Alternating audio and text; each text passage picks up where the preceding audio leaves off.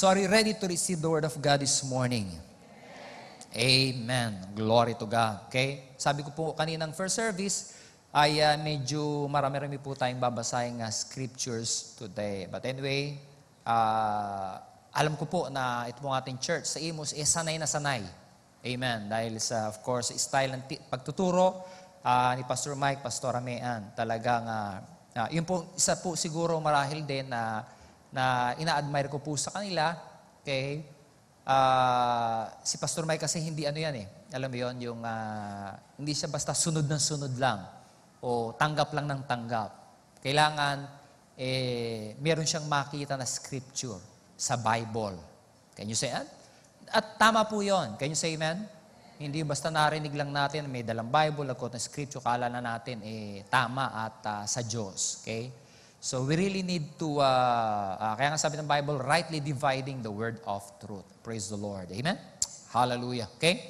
So, ang aking ibabahagi po ngayong umaga sa inyo ay yung word na natanggap ko rin sa Panginoon nung before the end of 2013. Dalawang salita lamang po ito. Much more. Sabihin nga natin, much more. Amen. So yun po yung two words, dalawang maliliit na salita na I kept on hearing, okay? Before the end of 2013. And I immediately realized na yun po yung word na binigay ng Lord sa akin, of course, primarily para dun po sa ating church sa Caloocan. Okay? But of course, if you will receive it, then it will be done to you. Praise the Lord. Can you say amen? At sabi ko nga kanina, hindi naman ito nagko-contradict sa word of the Lord na tinanggap ni Pastor Amean para dito po sa ating FCI family. Amen? In fact, I think and I believe they complement one another. Amen? Dahil para magawa po natin, lalo na po kayo dito, okay? Dahil yun yung word ng Panginoon na ibinigay sa inyo through Pastor Amean, kaya yung greater works in Him. Okay? Hindi lang basta greater works in Him, in Christ. Dahil hindi naman natin magagawa, hindi nyo naman magagawa yon sa sarili nyo lang na kakayahan at abilidad, kundi of course sa pamagitan po ng kalakasan, ng supply, ng anointing, ng biyaya, nagmumula sa ating Panginoong Jesus. Amen? And for us to do the greater works, we need much more. Amen? Much more strength, much more wisdom, much more anointing, much more provision, amen, much more blessing. Kaya nga meron kayong sa mga activity nyo, yung bigay-bigay, blessed to be a blessing. I mean, para maging blessing tayo, well, kinakailangan tumanggap muna tayo sa Panginoon. Can you say amen? Anyway, siya naman ang unang nagbigay sa atin Amen? Siya po, when it comes to our relationship with God, siya yung giver. Amen? And we are the receiver. Amen? And as we receive, we can give. As we are blessed, we can be a blessing. Praise the Lord. Amen? So in other words, we need much more. Praise the Lord. For us to do the greater works that the Lord has called us to do. Praise the Lord. Amen po ba? Hallelujah. Okay? So, I would like to read to you dito po 2 Chronicles chapter 25 in verse 9, yung portion, isang portion lamang po ng verse 9, ang aking i-quote po sa inyo ngayong umaga as an introduction. Ang sabi po ng prophet, ng man of God, okay, sa kanyang kausap na I think in isang hari, sabi niya, "The Lord is able to give you much more than this." I'm reading from the New King James Version. The Lord is able to give you much more than this. Nung matanggap ko po yung salita na yung much more, of course, pumunta po ako sa Bible to find out kung ano talaga yung laman o mensahe ng Panginoon para sa akin at para sa ating church dun sa Caloocan. At again, para din po bawat sa atin na tatanggap at mananampalataya. Okay? At isa po to sa mga unang scripture na aking nabasa at napuna. The Lord is able to give you much more. Sabihin natin much more. The Lord is able to give you much more than this. Do you believe that the Lord is able to give you much more than what you have right now? Amen. Praise the Lord. Naniniwala po tayo doon. I believe that. We set our faith in agreement with one another that the Lord is able to give us much more than what we have right now. Amen. Sabi ko nga, well, kailangan natin ng much more. Kasi everything, lahat po nag-i-increase. Can you say amen? Diba? Tuition fee, nag-i-increase. Pasahe, nag-i-increase. Mga bilihin, nag-i-increase. Expenses, nag-i-increase. Mga bills natin, nag-i-increase. So hindi po pwedeng, hindi po pwedeng manatili tayo sa ating kalagayan at kung ano ang meron tayo ngayon. We need much more. Praise the Lord. Amen? And then Jesus Christ said to us in Matthew chapter 7, I should say, Matthew 7 in verse 11, ang sabi ni Jesus, if you then being evil, you know how to give good gifts unto your children, how much more? Say much more. How much more shall your Father, which is in heaven, give good things to them that ask Him? Now, ito po, nakaka-identify po yung mga parents na nandito. Tayo pong mga magulang na nandito. Okay? Tayo mga magulang, we know, lalong-lalo na kung kayang-kaya natin. Amen? In fact, minsan nga, basta alam natin na nalaman natin gusto ng anak natin at kaya natin, gustong-gusto nating ibigay sa kanila. Amen. So tayong mga magulang, we know how to give good gifts unto our children. Well, mas mabait pa ba? Mas generous pa ba? Mas giver pa ba tayo sa Diyos, sa ating Amang nasa langit? Well, hindi. He is the greatest giver of all. If we earthly parents, we know how to give good gifts to our children, how much more our Father in heaven. Praise the Lord. Amen? In Romans 5 verse 8 and 9, Romans 5 in verse 8 and 9. Let's read that. Okay? Romans 5 verse 8 and 9. But God demonstrates His own love toward us in that while we were still sinners, Christ died for us. Pinakita ng Diyos ang pag-ibig niya sa atin nung tayo makasalanan pa. Christ died for us. Christ gave His life for us. Verse 9, much more. Say much more. Much more than, having now been justified by His blood, we shall be saved from wrath through Him. Praise the Lord. Hallelujah. I like that. Much more than. Okay? Then, nung tayo makasalanan pa, minahal na tayo ng Diyos. Binigay niya na si Jesus para sa atin. Okay? Well, nung tayo hindi pa kaibig-ibig, na how many of you believe na ngayon tinanggap mo na si Jesus, ikaw ay kaibig-ibig na? Kukunti, nag-amen. So, ngayong ikaw ay anak na ng Diyos. Kasi dati-rati, the Bible tells us, we were enemies of God. Okay? Pero mahal pa rin tayo ng Diyos. Nung tayo makasalanan pa, minahal na tayo ng Panginoon. Okay? But, nagpalit tayo ng kalagayan o katayuan sa harapan ng Diyos nung tinanggap natin si Jesus. Binigyan tayo ng karapatan na maging anak ng Diyos. Okay? So ngayong tayo anak ng Diyos, kaibig-ibig na tayo because Jesus is living and dwelling inside us. Amen? So kung noon minahal tayo ng Diyos, lalo na ngayon. Much more than being now justified by His blood, we shall be saved from wrath through Him. Okay? 2 Corinthians chapter number 3. 2 Corinthians chapter 3. Okay? At dito po sa chapter na ito, most especially beginning verse 7, kinukompare, nagkakaroon po ng comparison. Apostle Paul is comparing the two covenants. The old covenant of law and the new covenant of grace. At sabi niya, yung old covenant of law, ito po ay pass away, nag-pass away. Okay? In other words, lumipas na. Wala na tayo sa ilalim ng old covenant of law, tayo ay nasa ilalim na at namumuhay nasa new covenant of grace. At pasin po natin yung wordings ni Apostle Paul in comparing two covenants. Verse 7, if the ministry of death written and engraved on stones. Ano ba yung naisulat, na-engrave sa bato? The Ten Commandments. And notice, Apostle Paul called it the ministry of death. Nagmi-minister daw po ito ng kamatayan. Most especially kapag sila ay sumuway. Sila sa mga taong nabuhay sa Old Covenant. Amen? Judgment, curse, death. Yun po ang kanilang nararanasan. Amen? Okay? So sabi dito, but if the ministry of death written and engraved on stones was glorious, tinawag na glorious, so that the children of Israel could not look steadily at the face of Moses because of the glory of his countenance, which glory was passing away, papalipas. How will the ministry of the Spirit not be more glorious? Verse 9.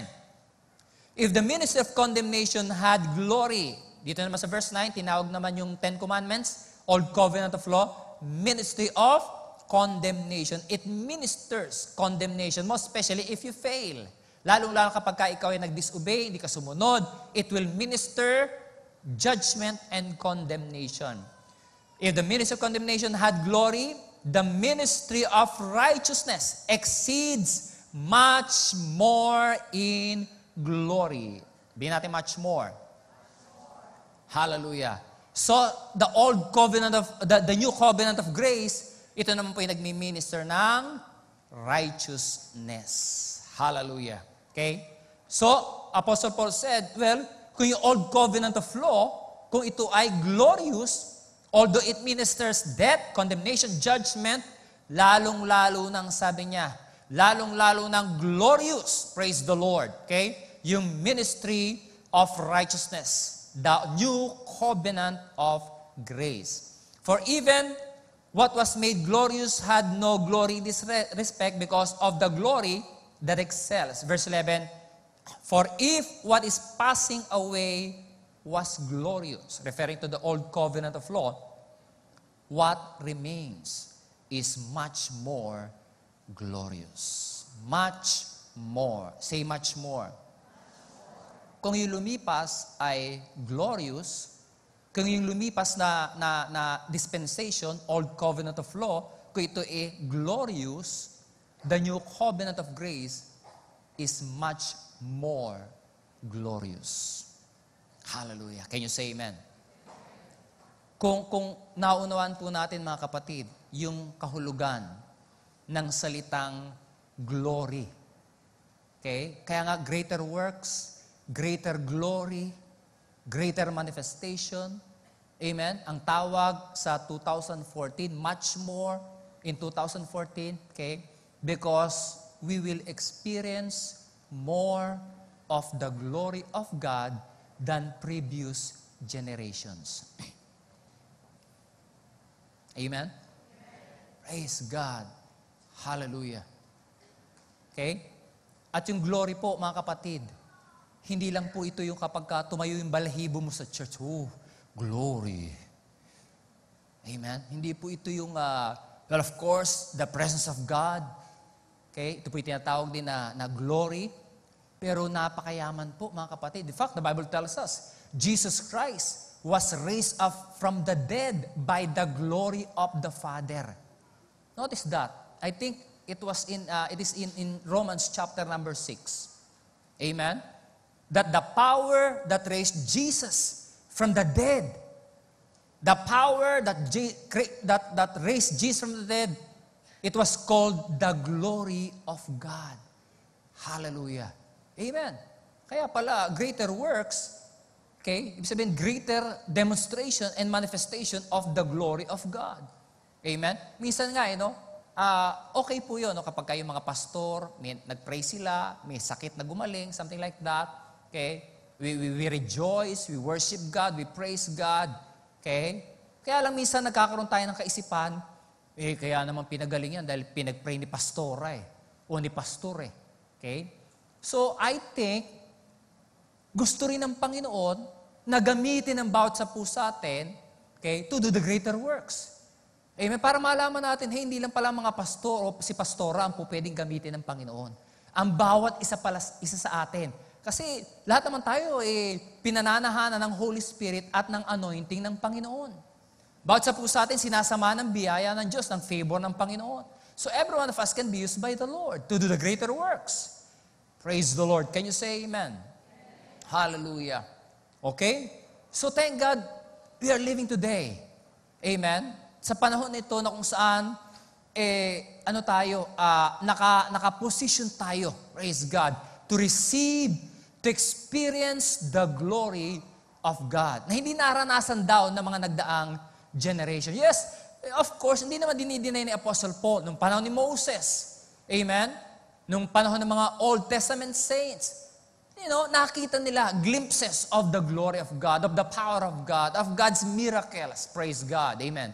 But sabi ni Apostle Paul, well, kung may glory noon, Old Covenant of Law, mas merong glory ngayong New Covenant of Grace.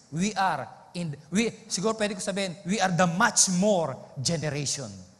Praise the Lord. Can you say amen? Hallelujah. Okay?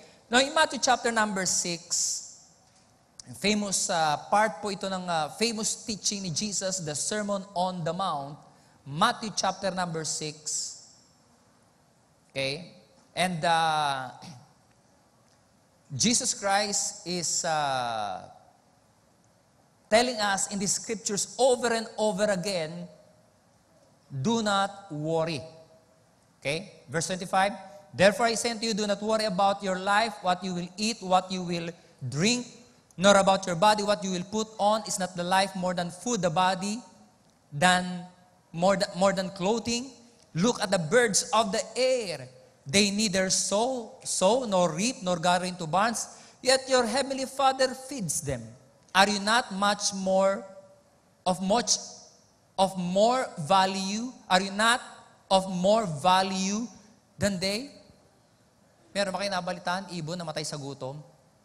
Wala. May mga taong namamatay sa gutom. May mga taong walang makain. Okay? Pero ibon, wala. Bakit? Kasi yung mga ibon, sabi ng Bible, our Heavenly Father feeds them. But we are much more valuable than the birds of the air. Okay? Which of you by worrying can add 1 cubit to his stature? So why do you worry about clothing? Consider the lilies of the field. How they grow, they neither toil nor spin. And yet I say unto you that even Solomon, in all his glory, again, nandun salitang glory, was not arrayed like one of these. Could you imagine that? Yung sinabi dito ni Jesus concerning Solomon. Si Solomon daw in all his glory, referring to Solomon's wealth, sa kayamanan ni Solomon. Ubod ng yaman. In fact, walang hari before and after Solomon na mas mayaman kaysa kay Solomon. Amen? Pero sabi niya, bagamat ganun kayaman Solomon, pero hindi raw siya nakapagsuot ng ganong kagara at kagagandang damit na idinadamit ng Diyos sa mga bulaklak, sa mga lilies of the field. Okay? So, sabi ni Jesus sa verse 30, now if God so clothes the grass of the field, which today is and tomorrow is thrown into the oven, will He not much more, say much more? Will He not much more clothe you, all ye of little faith? Verse 31, therefore, do not worry, saying, what shall we eat, what shall we drink, or what shall we wear? For after all these things, the Gentiles seek. Your Heavenly Father knows that you need all these things. 33, but seek first the kingdom of God and His righteousness, and all these things shall be added unto you. Therefore, do not worry about tomorrow, for tomorrow will worry about its own things. Sufficient for the day is its own trouble. Now, sino po sa inyo gusto niyo ng much more ngayong 2014? Amen. Okay? So, we better follow Jesus' instruction. We better follow Jesus' instruction. Now, ano po ba instruction sa atin ni Jesus? Dito po sa mga scriptures nating binasa. Well, unang sabi niya, do not worry. Okay? Kung gusto mo ng much more ngayong 2014, huwag kang mag-alala. Huwag kang mag-worry. Amen?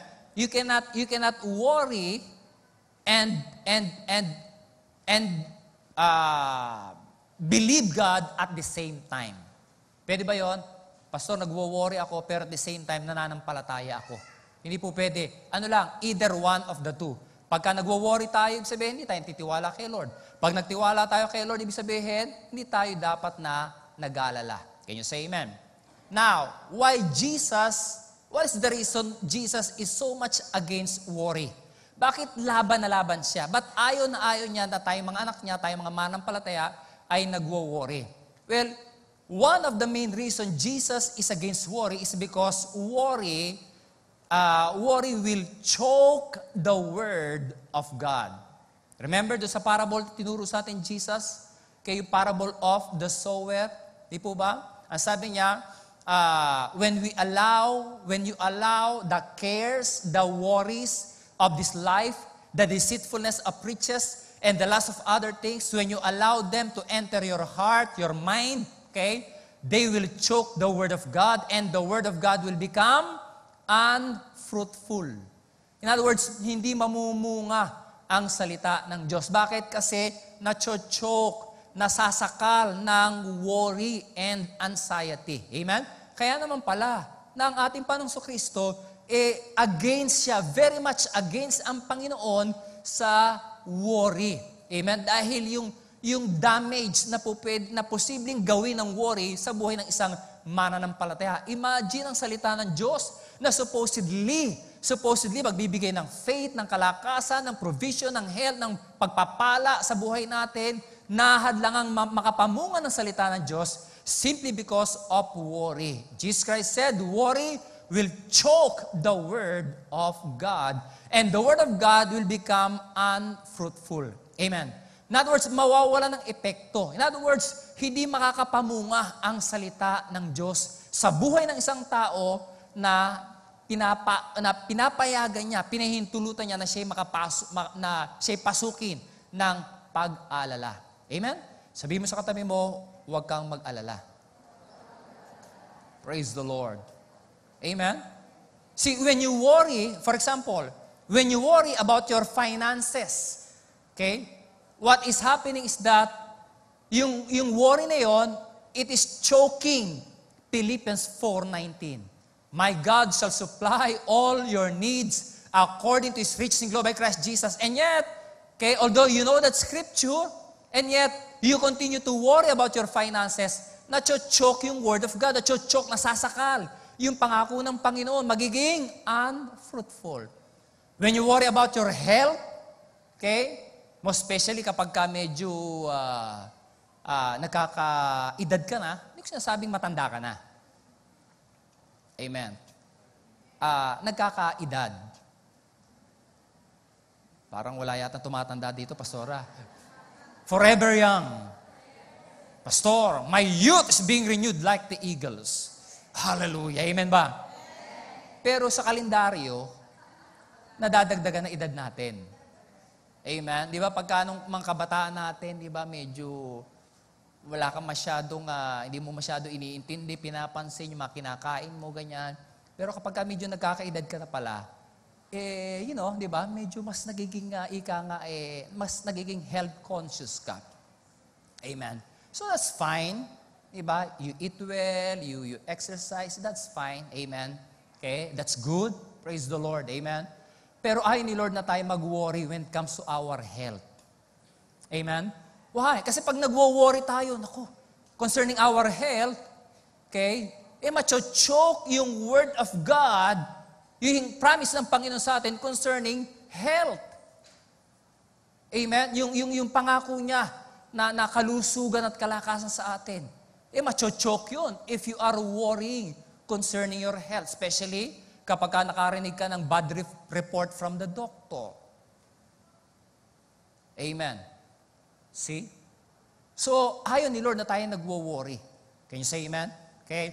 Now, alam po natin, it is a fact, okay, na hindi ganun ka-safe ang ating yung mundo nating ginagalawan. Okay? At, sometimes may tendency, di ba, because of the negative reports, mga masamang balita, na minsan napapanood natin sa TV, sa newspaper, nababasa natin, everything, di po ba?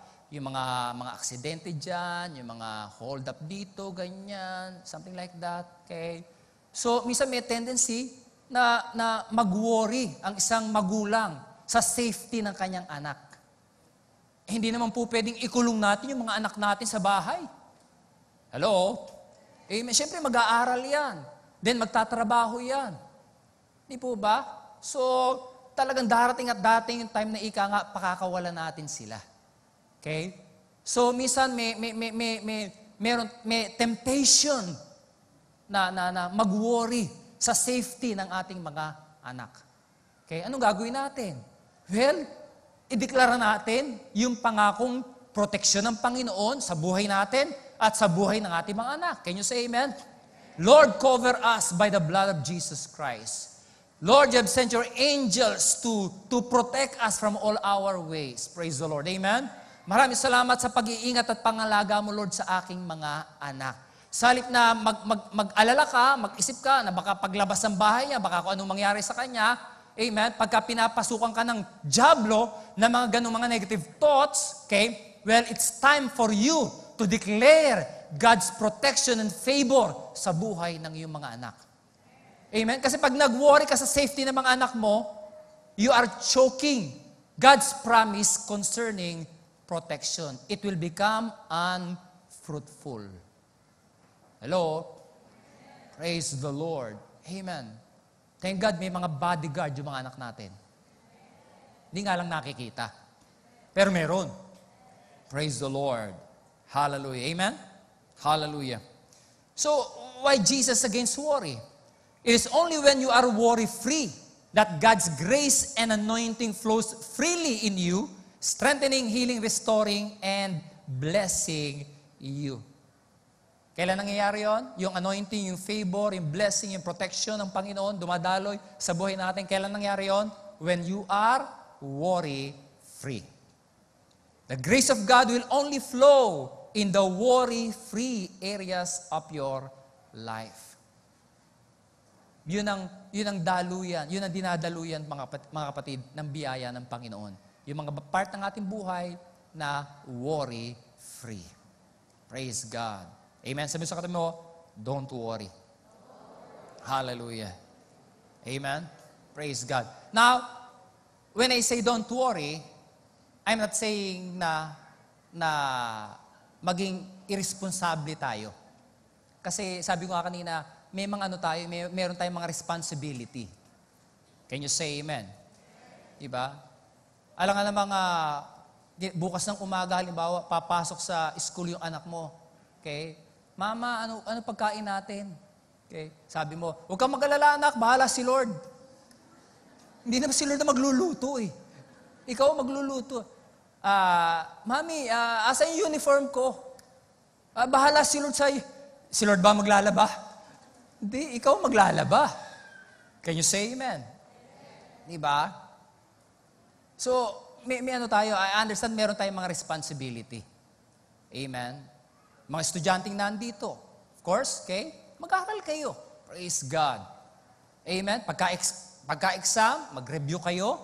Okay? Sabi nga yung aking bunsong anak, baliktad eh. Kabaliktaran ng kuya. Yung panganay namin si Tim, yun talaga pupukpukin mo para mag-aral eh. Okay? Graduate na naman sa biyaya ni Lord. Amen. Pero yung bunso namin, yun ang anak, pahinga ka na. Talagang yung biyaya ni Lord sa kanya, minsan hanggang 1:00, hanggang 2:00, nag-aaral. By the grace of God naman, nasa honor roll pa. Third year college na po siya sa Saint Scholastica. Okay? So, matulog ka na. Parang pipigilan mo. Sabi ko sa kanya, okay kung gumraduate ka with honor, pero kung hindi, okay lang din naman. Sabi ko sa kanya, ayoko naman na isacrifice mo yung health mo. Okay? But, sabihin talagang masipa, ganyan. Sabi ko, pag nagawa mo na yun, dapat mong gawin, okay, magpahinga ka na, matulog ka na. Something like that. Amen. So, okay lang yun na maging responsible. Amen. Pagka time na exam, magre-review. Kaya hindi naman yung kabaliktaran ng iba. Exam bukas eh. Nag-review ka na ba? Hindi, bahala si Lord. Hindi si Lord na mag-e-exam, ikaw. So, mag-review ka naman. Amen.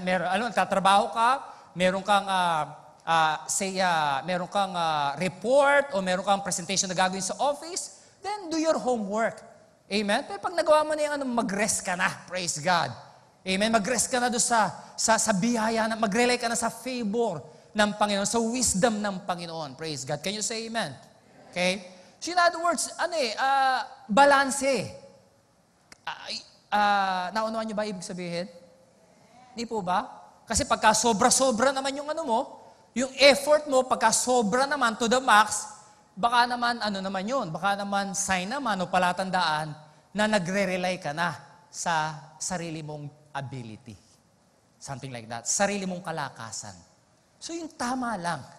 Tama lang. Praise God. Yung sakto lang. Di ba may soft drink sakto. So yung sakto lang. Praise the Lord. Can you say amen? Hallelujah. Okay? So bakit ayaw ni Lord tayo nagwo-worry? Okay?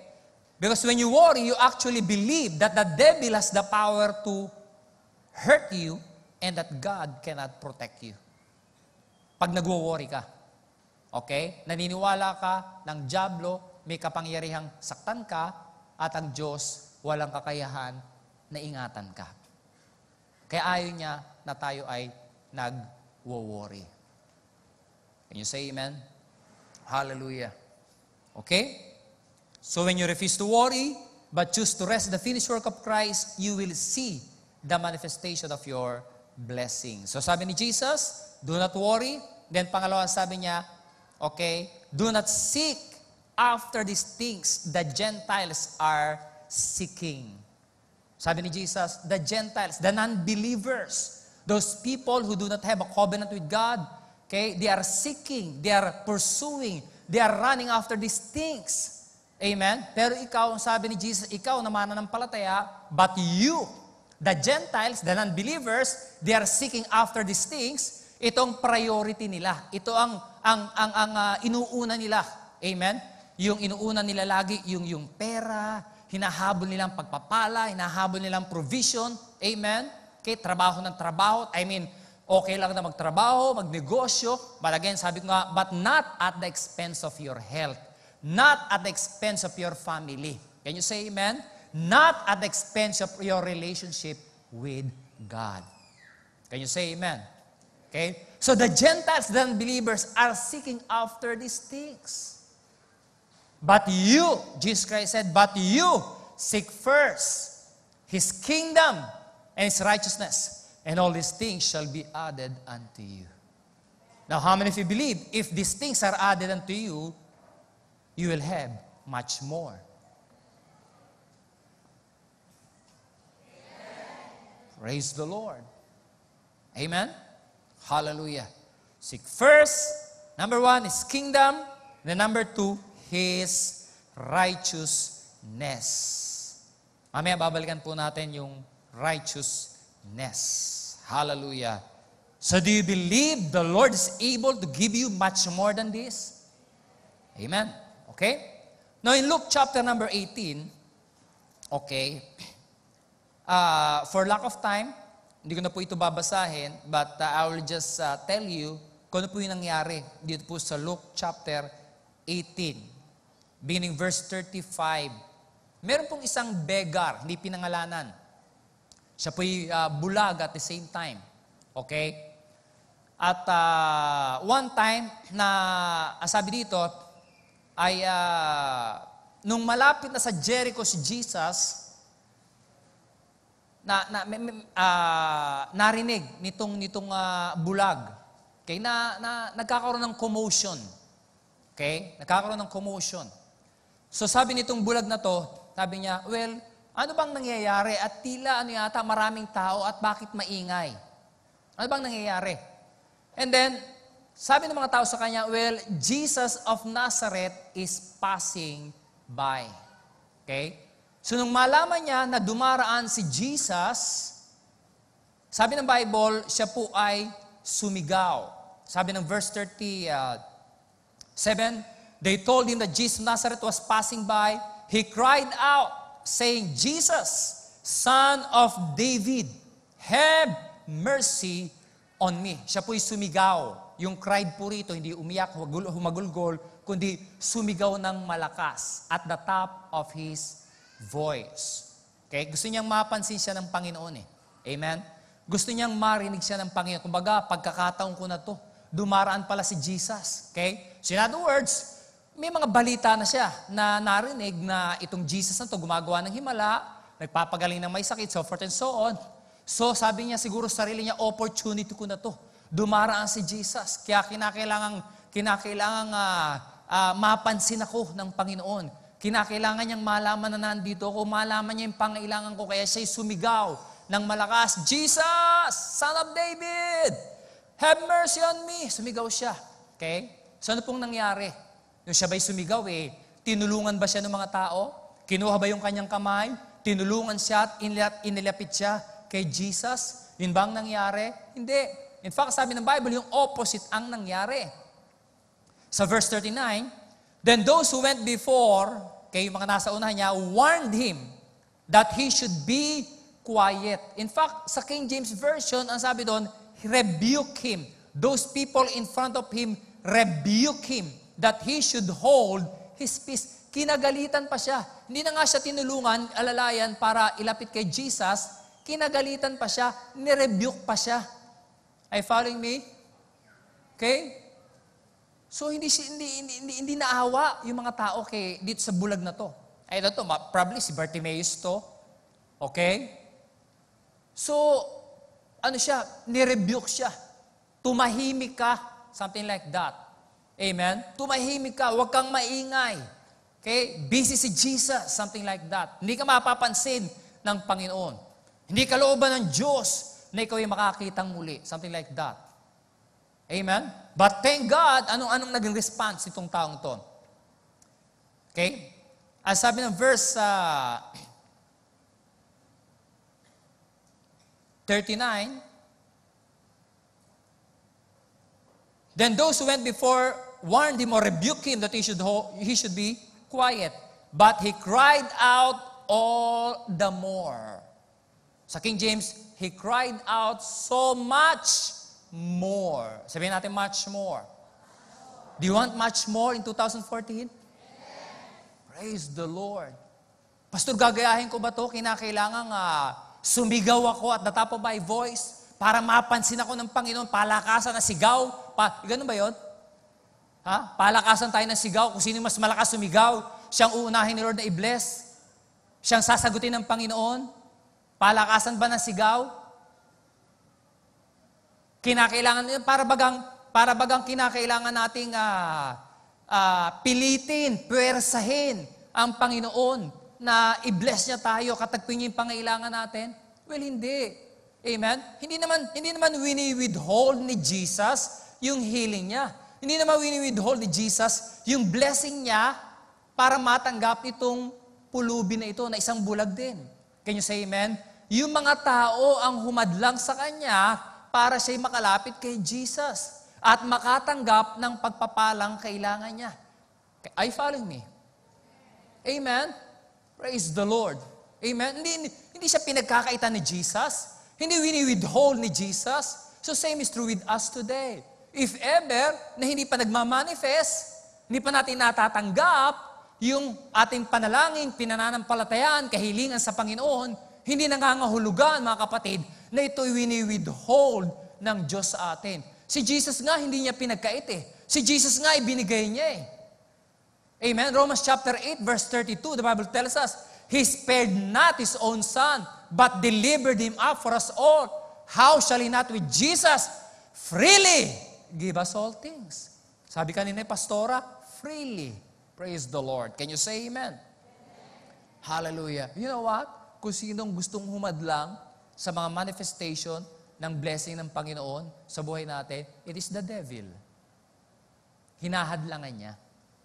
Gusto niyang hadlangan. Ayaw niyang matanggap mo. Can you say amen? Hallelujah. So in other words, yun lang. Let's imitate this man. You must be persistent. Kung nung siya ni-rebuke, pinatahimik, kinagalitan, kung siya'y huminto at sumuko, wala siyang natanggap. Well, probably, hindi nga ako maririnig ni Jesus. Amen? Siguro hindi talaga kalooban ni Jesus na ako'y pagalingin at pagpalain. Siguro dahil palagay ko, hanggang dito na lang ako. habang buhay na akong pulubi, habang buhay na akong bulag, hindi kalooban ng Panginoon, ako i-bless. Kung ganun ang kanyang naging mindset o kaisipan, tinanggap niya na yung kanyang kalagayan, hanggang doon na lang siya, wala siyang natanggap. But the Bible tells us, he was persistent. Praise the Lord. Can you say amen? Hallelujah. Gusto mo ba ng much more ngayong 2014? So you must be persistent. Amen. Especially if you know that you know that you know na yung hinihingi mo, pinananampalatayaan mo, amen, it is really the will of God for your life. Kasi may scripture naman tayo eh. Nandito naman eh, sa scripture eh, sa Bible eh. Para malaman natin kung hinihiling natin di talagang kalooban ng Diyos para sa atin. Then, let's stand on it. Keep on believing, keep on confessing, praise God. Amen. Keep on sowing, glory to God. Amen. Until na mag-manifest. In the natural, yung mga pinananampalatayaan natin. Huwag ka susuko. Can you say amen? Huwag ka susuko, kahinto. Praise the Lord. Hallelujah. Amen ba? Hallelujah. Philippians chapter 1:14. Okay? Meron ba tayong natututunan? Glory to God. Philippians 1:14. Hallelujah. So it says, and most of the brethren in the Lord having become confident by my chains are much more bold. Sabihin natin much more.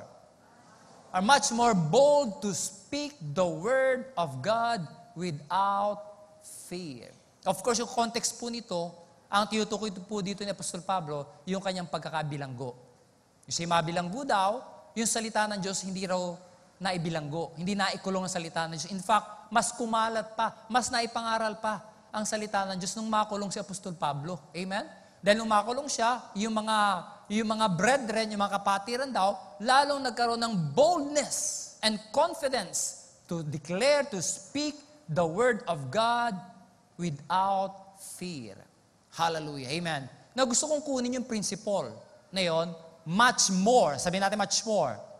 Much more bold or confident to speak the word. Amen. Much more confident to speak the word of God. So if you want much more this year, it will require much more boldness and confidence on your part to speak, to confess the word of God. Amen. So, in other words, hindi natin tinapon, hindi natin dapat itapon yung mga natutunan natin tungkol sa pananampalataya. Amen.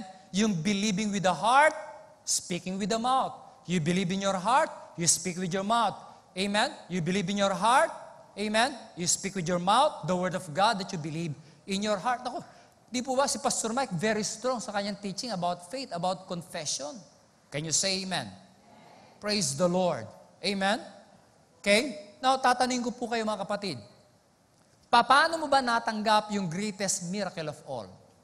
The miracle of the new birth. Receiving eternal life. Paano ba natanggap yun? Romans 10:9 and 10. If you confess with your mouth that Jesus is Lord, believe in your heart, God raised Him from the dead, you will be what? Saved. Amen? So naligtas ka, how? By believing in your heart, saying with your mouth that Jesus is Lord. Amen? If you receive the greatest blessing of all, by believing in your heart, saying with your mouth, how much more the lesser blessings. Amen? Diba? Kung yung greatest blessing of all, the miracle of the new birth, natanggap mo nung nanampalataya ka sa puso mo at binigkas ng bibig mo na si Jesus ang Panginoon mo, okay, how much more yung mga maliliit na blessing. Provision man yan, health man yan, protection man yan, peace man yan. Eh, mga lesser blessing na yun eh. There's no greater blessing other than receiving eternal life. That's the greatest blessing of all. And you receive it how? You believe in your heart. You say with your mouth, Jesus is Lord. So same principle. Praise the Lord. Can you say amen? Hallelujah. And you know what? God cannot work in your life apart from your words. Amen? Do you agree with me? I believe so. God cannot work in our life apart from our words. So you need to say something. Praise God. Can you say amen? Most especially, the Word of God na pinananampalatayaan natin. Praise God. The more you say it, the more you hear it, the more you hear it, the more you will believe it, the more you believe it, the more you will say it. Cycle lang yun eh. Praise God. Can you say amen? Hallelujah. Glory to God. Amen. Now, babasahin ko po itong scripture na to in contemporary English version. I want you to listen carefully. Amen. Ako po na-encourage ako, napagpala ako dito sa pangungusap na ito ng Panginoon. Okay? In 2 Samuel 12, verse 7 and 8, sa contemporary English version. So sabi ni Lord, ang magkausap dito, pinadala ng Diyos si Nathan, Prophet Nathan kay David. Okay? Kasi, kumbaga ito si David lumagpas na sa linya, kinakailang maituwid, maitama itong si King David. Okay? Dahil dalawang mabibigat na pagkakasala ang nagawa ni David. Number 1, yung committing adultery. Pangalawa is murder. Okay? So, pinadala ng Diyos si Prophet Nathan para magsalita sa buhay ni King David. Now, ito yung sinabi niya. Now, listen to what the Lord God of Israel says to you. I chose you to be the king of Israel. I kept you safe from Saul, and even gave you his house and his wives. I let you rule Israel and Judah. If that had not been enough, I would have given you much more. Amen? Kung yan sa tingin mo kulang pa sa'yo, David, I can give you much more. Look at the heart of God. Look at the goodness of God. Look at the generosity of God. Look at the love of God. Amen? Ang sabi ng Diyos kay David through Prophet Nathan, David, pinili kita. Mula sa pagiging pastol, inalis kita dyan, pinromote kita, ginawa kitang hari ng Israel. Naging tanyag ka, naging kilala ka, napakamakapangyarihan mo, pinagtagumpay kita sa lahat ng labanan. Talaga naman, amen? Sinamahan siya ng Panginoon. Talagang hindi matalo-talo itong si David. Amen? 10 ng kanyang mga army sapagkat sinasamahan sila ng Diyos, pinagtatagumpay sila ng Diyos. Praise God, pinagpala siya ng Panginoon. God has given him so much. God has blessed him tremendously. Praise the Lord. Imagine, ano ka lang dati, nagpapastol ka lang ng tupa, inalis ka ng Diyos doon, ginawa kang hari ng Diyos, ng Israel. Praise God. Amen. Pinili kita to be the king of Israel, God said. At iningatan kita dahil maraming beses siyang pinagtangkaang patay ni Saul. Pero hindi pinayagan ng Diyos. Bakit? Iningatan siya ng Panginoon. Amen. And God said, and I even gave you his house and his wives. I let you rule Israel and Judah. Amen. David, ang sabi ng Diyos sa kanya, kung yan ay kulang pa, kung hindi ka pa satisfied, kung hindi ka pa kontento sa mga pagpapalang ibinigay ko sa iyo, ang sabi ng Diyos sa kanya, I would have given you much more. Praise the Lord. Amen. Ang sabi ni Lord sa kanya, pambihira ka. Lahat na ibinigay ko sa iyo. Ika nga, bakit kinuha mo pa si Bathsheba? At hindi lang yun, pinapatay mo pa yung asawa niya. Yung hindi na sa iyo, kinuha mo pa. Amen? Except those things. Kung hindi ka pa satisfied sa mga binigay ko sa iyo, sabi ni Lord sa kanya, I would have given you much more. Mabuti na lang di ba? Now, I will ask your permission. Gagamitin ko lang tong salita na to. Kasi hindi magandang salita To get the point. Papayagan niyo ba ako? Baka mamaya magalit kayo sa akin, ha? Amen. Hindi sinabi ni Lord sa kanya, David, binigay ko na sa'yo lahat. Bakit pati asawa ng may asawa kinuha mo pa? Pinapatay mo pa yung asawa niya para makuha mo itong babaeng to. Ha? Hindi sinabi ni Lord sa kanya, David, napakaswapang mo naman. Allow me to use that word. Hindi sinabi ni Lord sa kanya na masiba ka, swapang ka, David, gusto mo lahat sa'yo. Hindi sinabi ni Lord yun. Can you say amen? Pero notice, sinabi ni Lord sa kanya, kung kulang pa yan, I would have given you much more. Praise the Lord.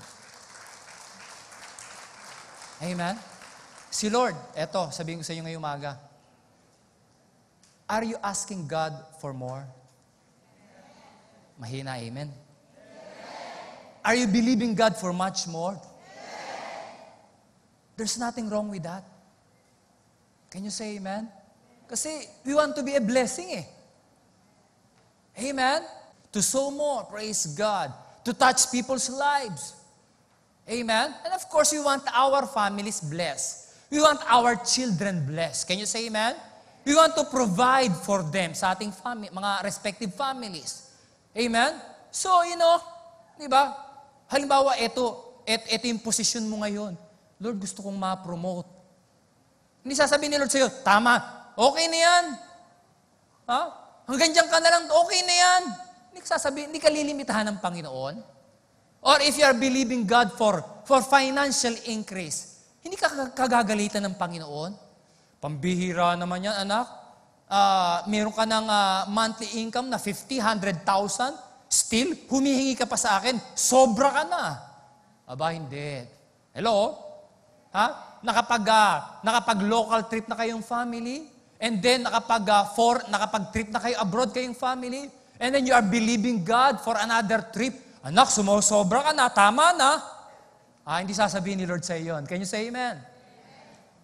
Can you say amen? Praise God.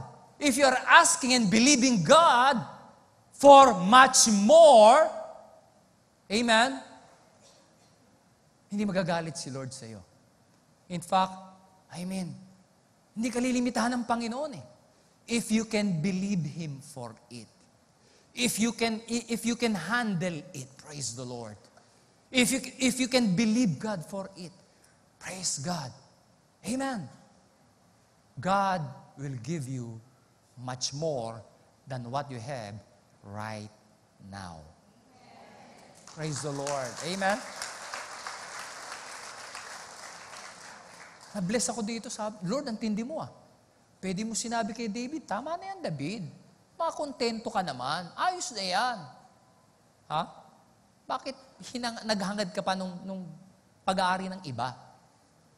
Tama na yan, ganyan ka na lang. Well, hindi. Ang sabi ni Lord sa kanya, kung kulang pa sa'yo, kung hindi ka pa satisfied, I would have given you much more. Praise the Lord. Can you say amen? Hallelujah. Okay?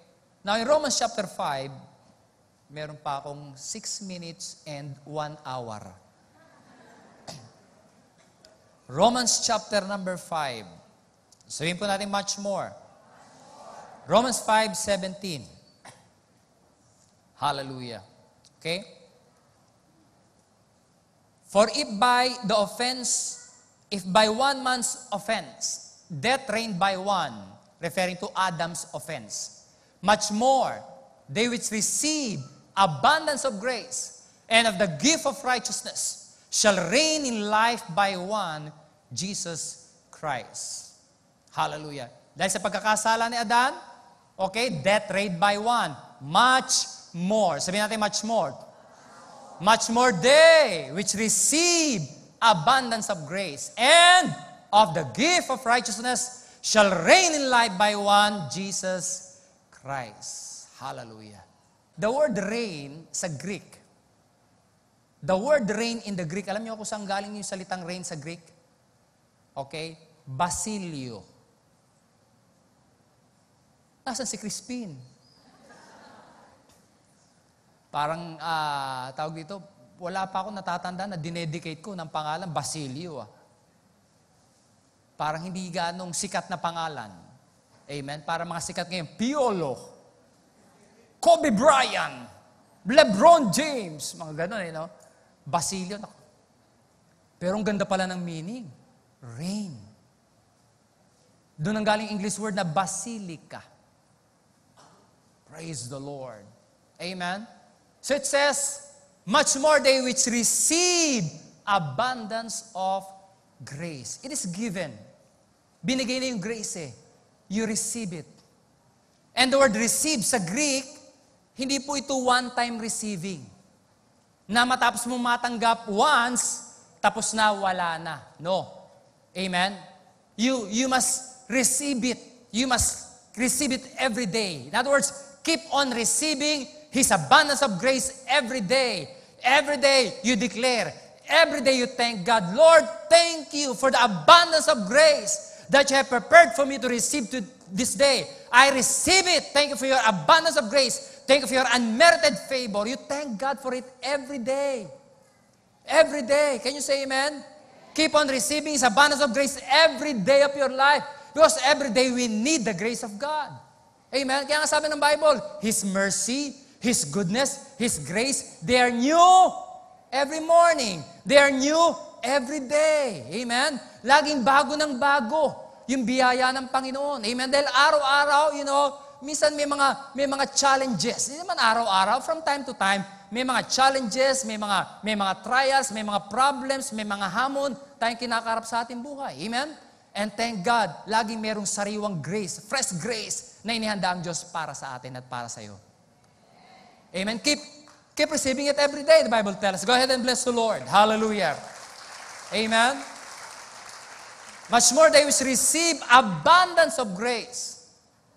And it says, and of the gift of righteousness. So every day, we must thank the Lord.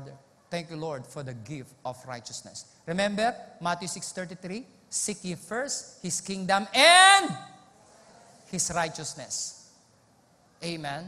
His righteousness. Not your righteousness, not my righteousness, but His righteousness. Pero sa atin na rin yun dahil nirigalo niya sa atin eh. Amen? So every day we need to thank God and be conscious and aware na tayo ginawang righteous ng Panginoon because of the blood of Jesus Christ. Amen? Sabihin mo sa katabi mo, you are the righteousness of God. Tanungin ko po kayo, sino ang mas righteous? Babaguhin ko. Ang Diyos ba, ang God the Father ba, mas righteous sa'yo? Talagang punong-puno ng karunungan dito. Amen ba? Siguro sabi ni iba, kala mo, madedenggoy mo kami, pastor ha? Tama. God is not more righteous than you. You are not more righteous than God, but God is not more righteous than you. Why? Because we have the same righteousness. Can you say amen? His righteousness, ibinigay sa iyo at sa akin as a gift. Praise the Lord. Amen? Pastor, kanina lang sumablay up eh. Kanina lang, Pastor, nagkasala ako. Righteous pa ba ako? Yes. You are still the righteousness of God in Christ. I mean, lahat naman tayo, from time to time, nagkakamali, nagkakasala eh. O baka naman mayroong di nagkakasala rito, magsabi ng amen. Wala. Amen? Pero sa kabila ng ating pagkakamali, amen, sa kabila ng pagkukulang natin, okay, we are still, kasi you are born righteous. Wala ka na magagawa doon. You are born righteous. I'm born a man. I'm born a male. Wala na akong magagawa doon eh. Amen? Now, example lang to. I'm not saying this to offend or to make fun of some people. Amen po ba? So, bumubusina ako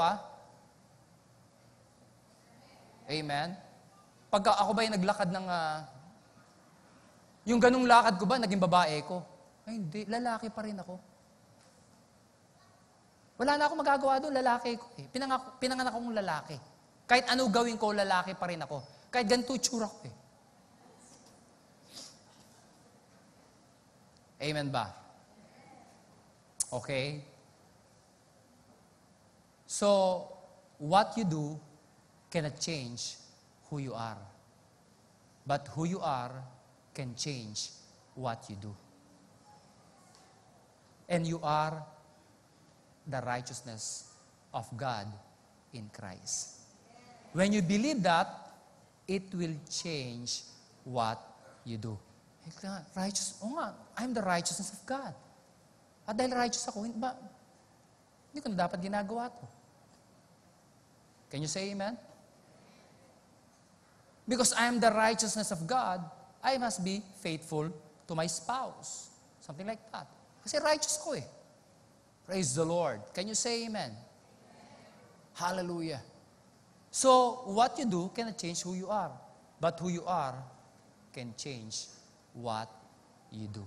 And you are the righteousness of God in Christ. Praise the Lord. Amen? Now, as I end this morning, okay, akala ng iba minsan namin misinterpret nila kahit pala ano gawin ko, righteous ako eh. Kahit pala magkasala ako, righteous pa rin ako eh. Di magkakasala na ako. Well, hindi. Hindi namin kayo ni-encourage na magkasala. Di ba, Pastora? Mali ang kuha mo pagka ganon. O hindi ikaw, yung iba. Hindi dito. Mali ang kuha nila. Amen? In fact, pag nalaman mong righteous ka, kaya sabi ng Bible 1 Corinthians 15, awake to righteousness and sin not. Amen? Having a consciousness that you are the righteous of God will empower you to live above sin. Kaya nga sabi doon, you will reign.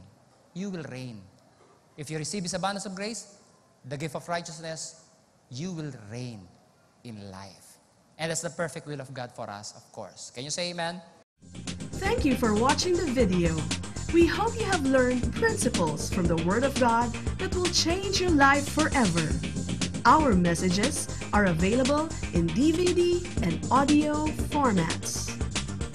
You may contact us at the following phone numbers: 046-471-3516 and 046-515-7459. If you want to sow to assist us in proclaiming the gospel, you may deposit to Jesus Faith Christian Fellowship, BPI Savings Account Number 1283-139235, Nueno Branch, Imus, Cavite. Or you may visit us at our church,